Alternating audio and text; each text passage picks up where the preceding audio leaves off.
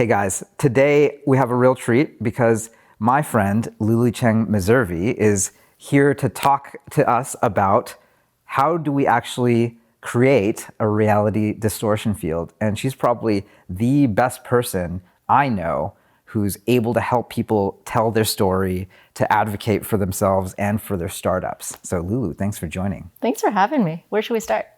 Reality distortion fields are rare, but sort of necessary. Yeah. And a lot of the people watching, they might be some of the best engineers, designers, product people, they're probably really good communicators, but being able to sort of tell your own story actually requires a different mindset, doesn't it?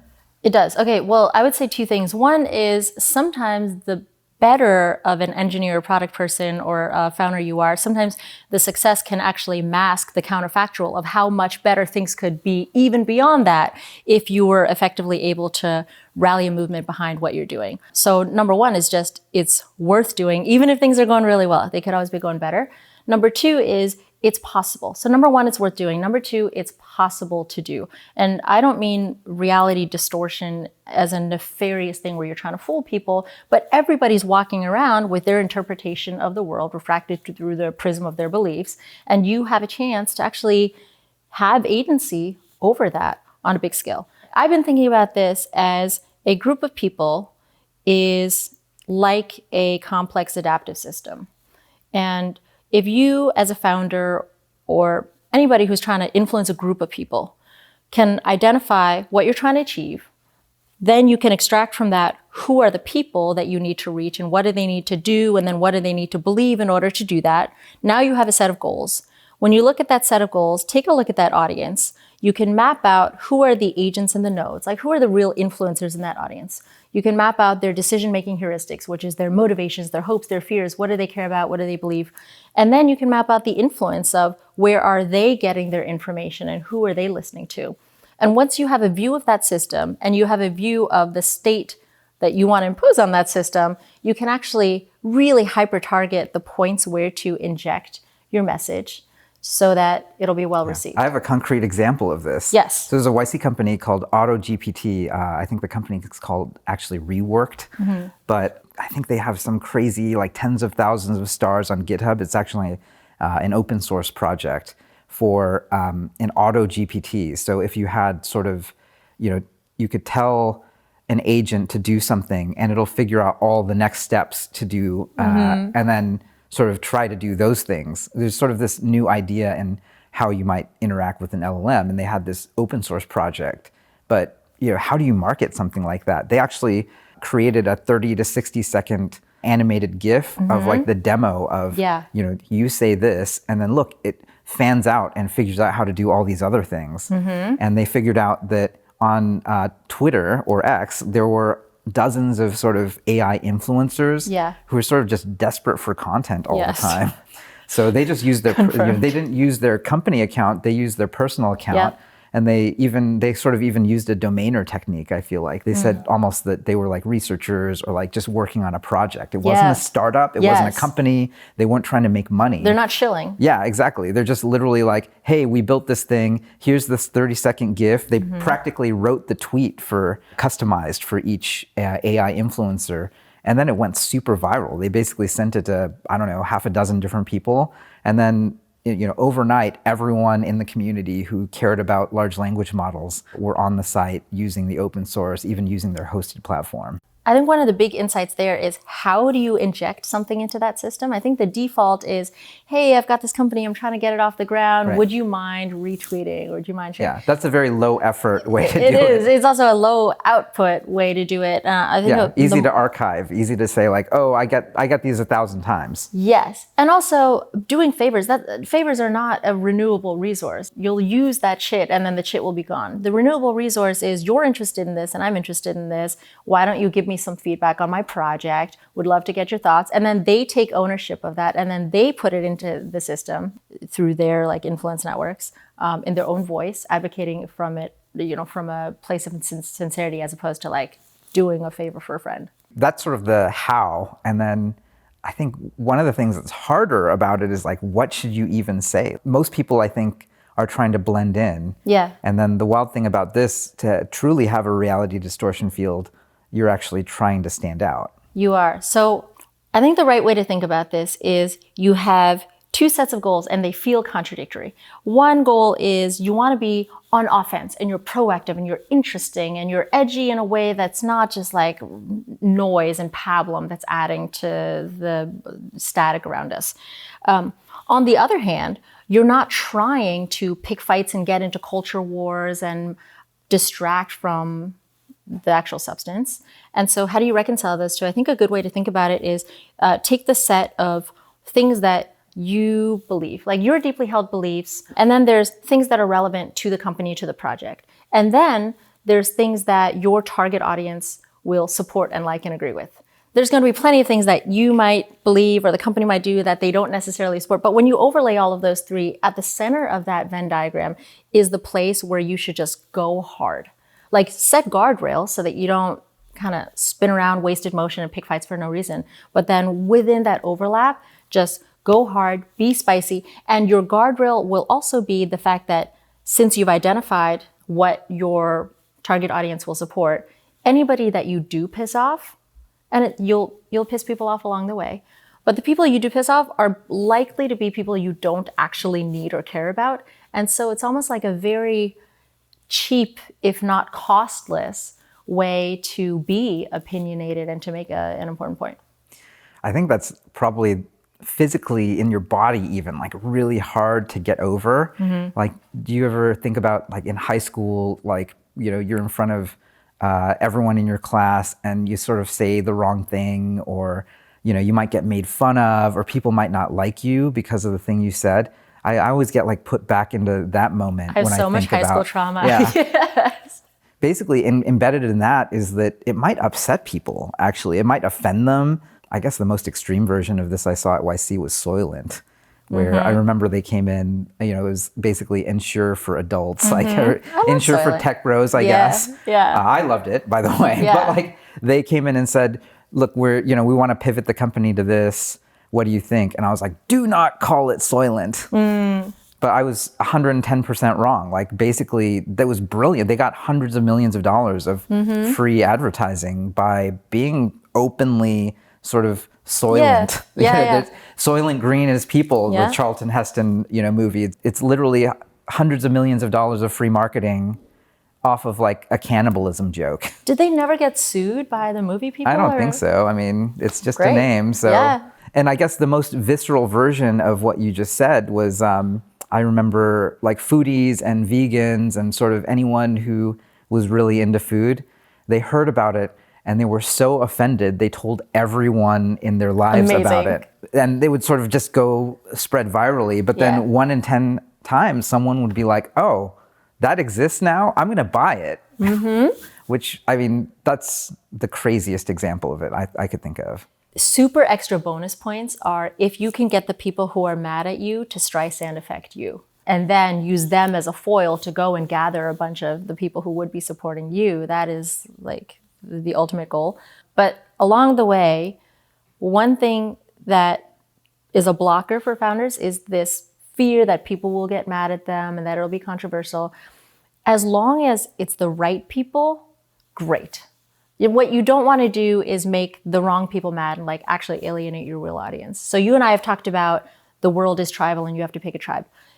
You don't have to pick like a red or blue tribe. People immediately think I'm going to have to pick a tribe where it's like divided down the middle and I'm going to alienate half of my audience. Yeah. No, pick a That's tribe. That's the bad version of it. That's the bad version of it. You can draw what the tribe is. So why don't you just pick a tribe where your audience is fully in your tribe? They can be left, right, green, blue, red, whatever, as long as they're in this thing that you've drawn the circle around, and then go alienate somebody else who doesn't matter to you. Okay, let's say you're starting a soda company.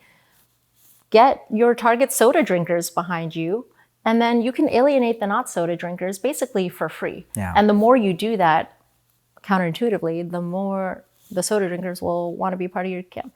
I guess the other trick that I feel like I use quite a bit is quite a lot of the internet now is not just purely on Twitter or the social LinkedIn or wherever.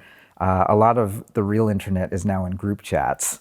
And, it's all in group chats, yeah. I guess having that kind of tribe is actually really important because you almost can like trial balloon these things in like a low stress environment. Yeah. And people will actually just tell you what they really think. Totally. It's sort of like how stand-up comedians will do their bits in front of their family and sort of like trial it at like dive bars before going on Netflix. So number one, good for trial. Number two, these group chats tend to be kind of self-radicalizing.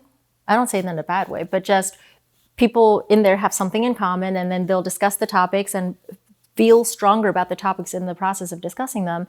And so when you choose the right group chats, you can sort of incept ideas into the group chats. Not only will you get feedback, but also people will sometimes hype themselves around it, and then they'll go share again without you having to ask for a favor. Yeah. I guess that's actually something really cool about the internet, is going back to what you said initially, right? Go out and identify the set of people around a particular idea, a particular feeling. This has happened like so many different times now for me because I was addicted to Twitter. Yeah. Common malady. Yeah, it's so crazy. We got to really do a weird. walkathon one of these days. Is the hidden illness. It really is an illness, but on the other hand, it's sort of these special groups of people who believe X where nobody else believes it. They're just sort of present to hand. Like the algorithm will actually serve you up if you just start favoriting the tweets or retweeting them. Like suddenly the algorithm itself provides all the other people who are smart, have thought about it, have fought for it, have debated over it. And I feel like the first version of this probably was, the startup world. And then the second version of this that was sort of dramatic was actually San Francisco politics for me. Literally, I ended up meeting all the people who were very active in San Francisco politics through that. As did I through you, because every time I would interact with your stuff, I would get to see them. It's sort of like Balaji's network state meets the sorting hat. Oh, that's for sure. Right? And it like sorts these tribes for you. There's multiple edges to that. But I think a big takeaway here is you need number one, you need a tribe. Number two, you don't have to choose a pre-existing tribe. You can actually custom mix your tribe and then make it that. So there's a lot more agency there than people think. Yeah. I guess the most recent one is EAC, which was fascinating. I mean, I hadn't even heard of this maybe like 12 months ago or something. Yeah, and now you have the flag, I have the shirt. I should have worn the shirt. You have the flag, I have the shirt, yes.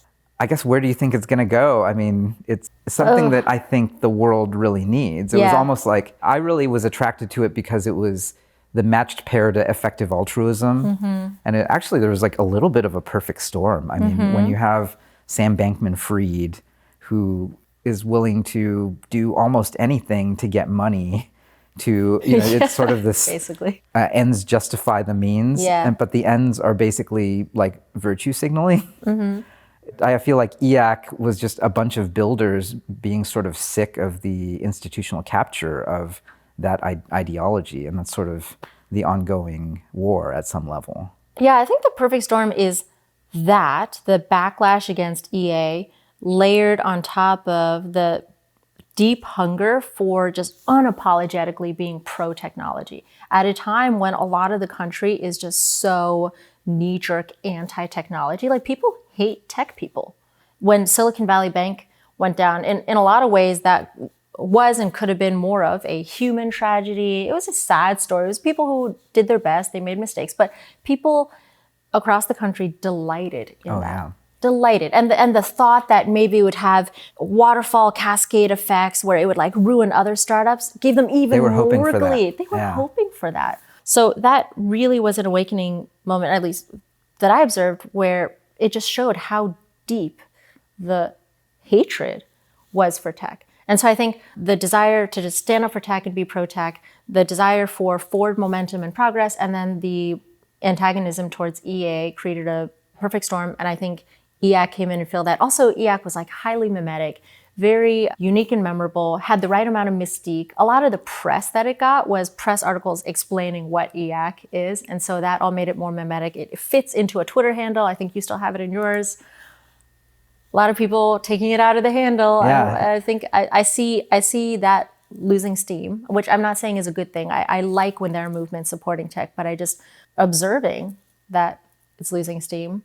But it was like very mimetic, very short, very catchy at the exact perfect time. Yeah. Well, things are up, things are down. I had .eth in my handle for a you while did? too, so. You didn't have the laser eyes. Yeah. Oh no, I had blue laser eyes at some point. What's the blue laser eyes? I think it's the Ethereum tribe. So, which I still, still hodling, but Yeah, I'm hodling too. I didn't do the laser eyes. But you're right. There's like these things, and what they have in common is that they all represent pro-tech, unapologetically supporting this community. And I'll be curious to see what the next one is, because I do think that there's going to be a major next one in 24. I don't think EAC will dominate 24, but I think there'll be another thing, because all of those other factors are still there. Just EA is no longer a really salient foil.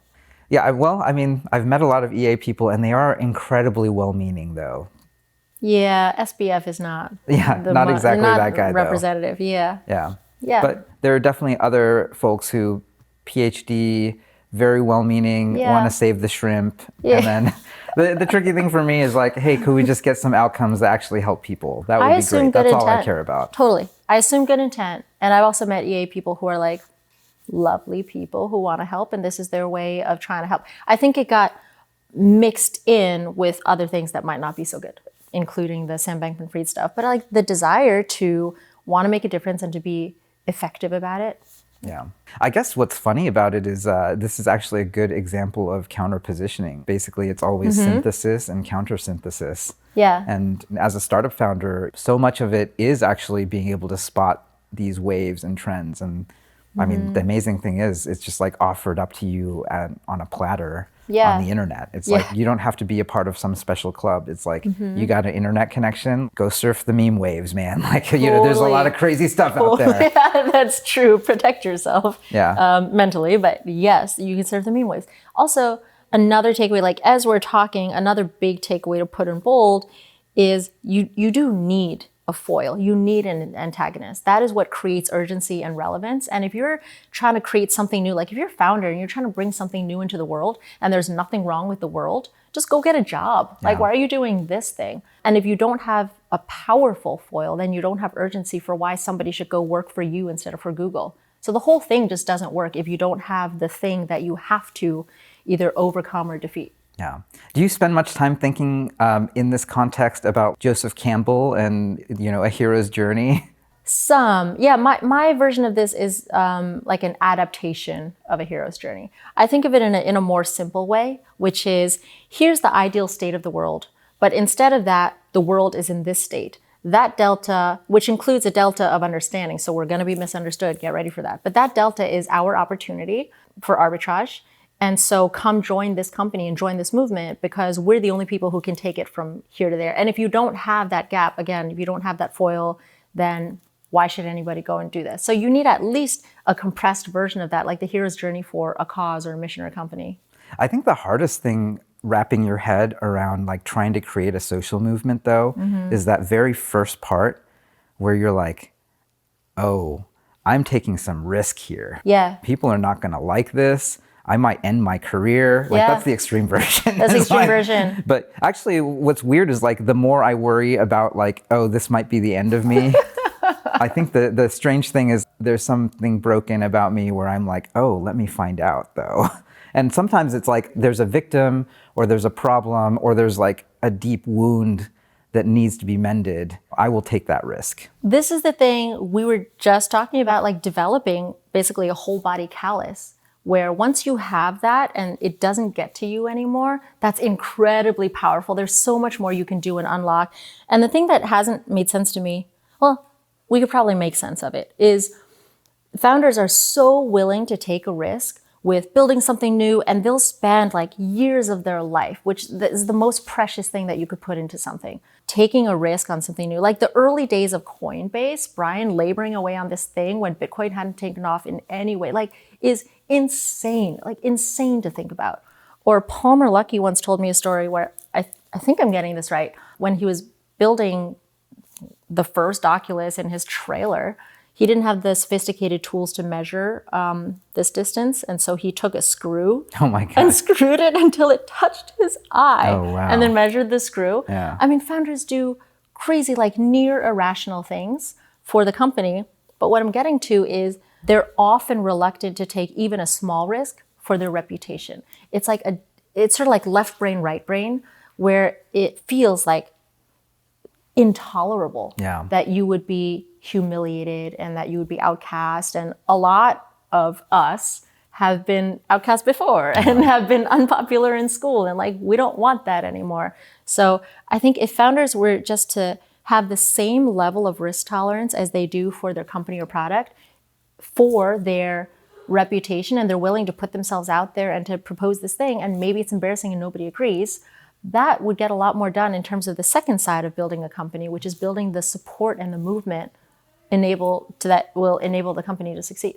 That bravery is actually why I think you're one of the best people in the world at helping people right at the moment when there's like some sort of crisis. Because what normally happens is the founder intuitively actually has a sense for what they need to do. Like, I need to be human in this moment. Let me not revert to sort of like canned PR response. And then it's some mix of lawyers plus PR professionals who come in and they just water down the message, or like, oh, we're more worried about the risk than actually trying to, communicate like a human, or like talk to our actual tribe. And then as a result, like in that moment when you're supposed to say the thing that actually could make you stronger, it just destroys the moment, and it's not authentic, and it flips it to be exactly the opposite of what it should be.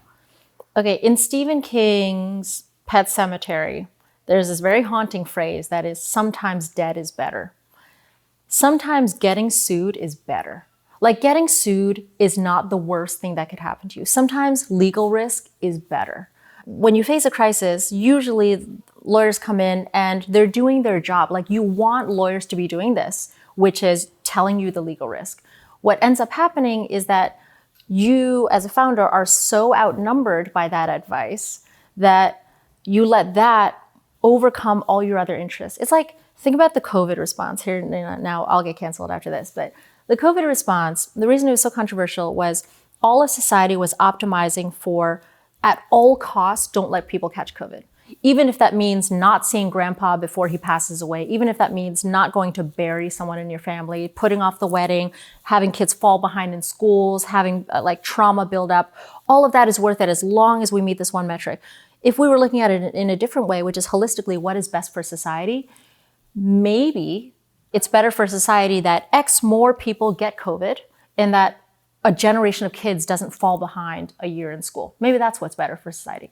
So the reason I use that as an example is if you're thinking about the long-term future of the company and you as the founder, who is the only person who can take that company to the promised land, maybe the overall well-being of that trajectory is best served by accepting the legal risk and instead optimizing for trust and credibility and truth in that moment.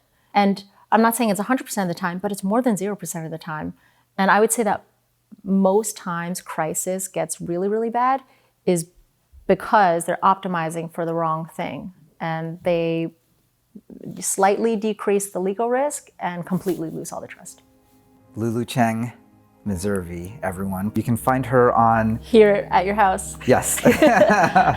Yeah, you can find me at Lulu Meservey. Easy. And pretty soon you can find me at rostra.co. You'll see it's a blank page now. rostra.co, but soon there will be something there. That's going to be really exciting. So we'll be watching that spot. So thanks you. for hanging out with me. Thank you for having me.